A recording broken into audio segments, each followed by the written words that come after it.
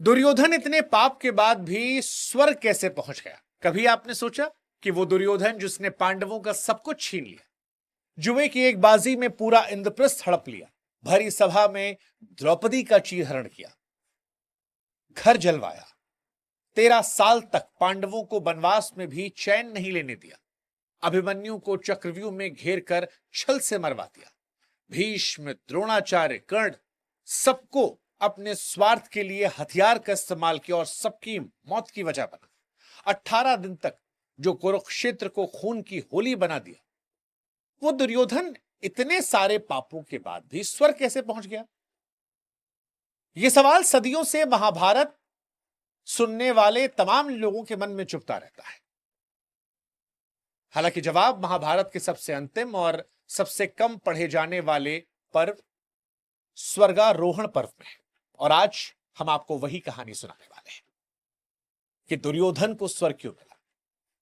क्योंकि कुरुक्षेत्र का महासंग्राम जब खत्म हुआ तो पांडव जीत गए थे।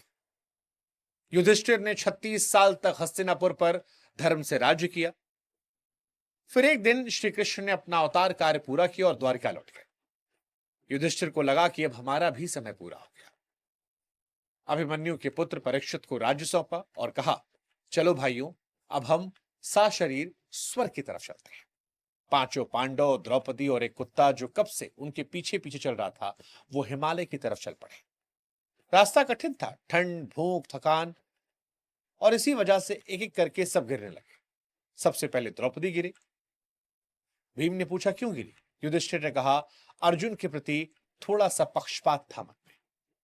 फिर सहदेव गिरे, अपने रूप और विद्या पर उन्हें घमंड था। नकुल गिरे, सुंदरता का अभिमान था।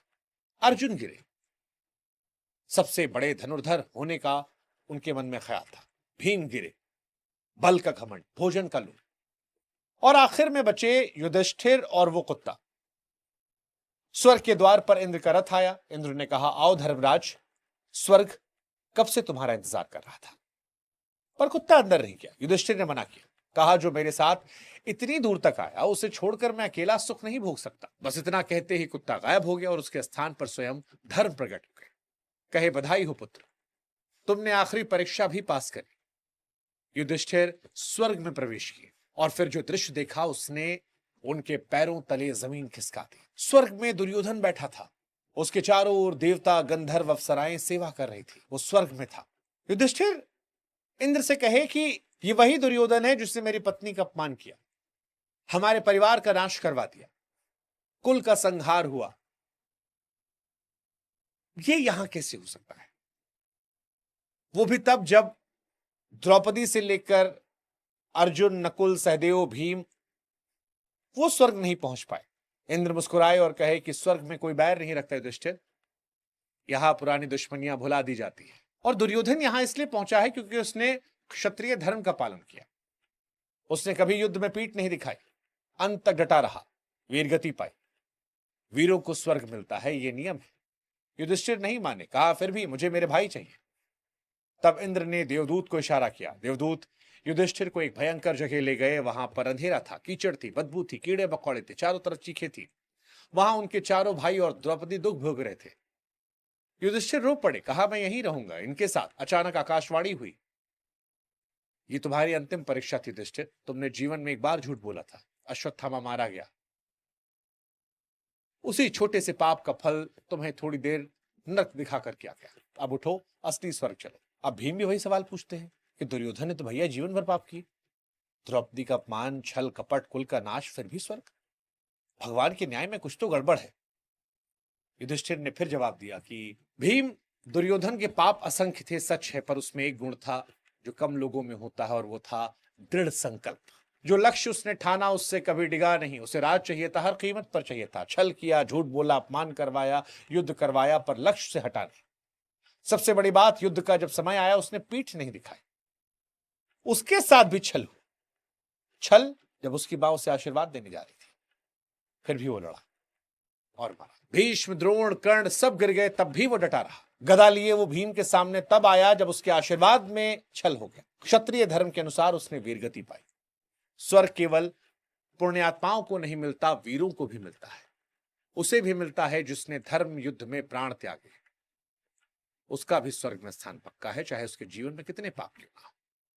दुर्योधन ने क्षत्रिय धर्म का पालन किया, इसलिए उसे स्वर्ग मिला। हमने धर्म की जीत के लिए युद्ध किया, इसलिए हमें स्वर्ग मिला। पर हमारा रास्ता थोड़ा लंबा हुआ, क्योंकि हमारा पाप थोड़ा था, एक झूठ। उसका पाप बहुत था, पर उसका क्षत्रिय धर्म पूरा था। ये सुनकर सब खामोश हो गए। कौरव और पांडव दोनों एक साथ स्वर्ग में, बिना किसी बैर के। महाभारत की कहानी का सबसे बड़ा संदेश यही है, ना अच्छाई इतनी साफ होती है, ना बुराई इतनी काली। स्वर्ग नरक का हिसाब हमारी छोटी सी अक्ल से परे है। कभी कभी वो व्यक्ति जिसे हम खलनायक कहते हैं, वो किसी एक गुण के चलते स्वर्ग पहुंच जाता है, और हम किसी एक छोटी सी गलती के चलते नरक की झलक देख कर आते हैं। दुर्योधन स्वर्ग इसलिए पहुंचा क्योंकि अंत तक अपने संकल्प पर अड़िग रहा, वीर की तरह मरा। बाकी सब हिसाब ऊपर वाले के पास है। महाभारत की कहानी कोई साधारण कहानी नहीं, ये जीवन का आईना है। जितनी बार पढ़ो, हर बार कुछ नया सीखने को मिलता है। कोई और कहानी आपको सुननी होगी, आप कमेंट सेक्शन में बताइएगा। अगर आप हमारे परिवार का नया नया हिस्सा बने हैं तो जुड़िएगा, रिश्ते को और मजबूत कीजिएगा, और कमेंट सेक्शन में बताइएगा कि दुर्योधन के स्वर्ग पहुंचने की कहानी आपको कैसी लगी।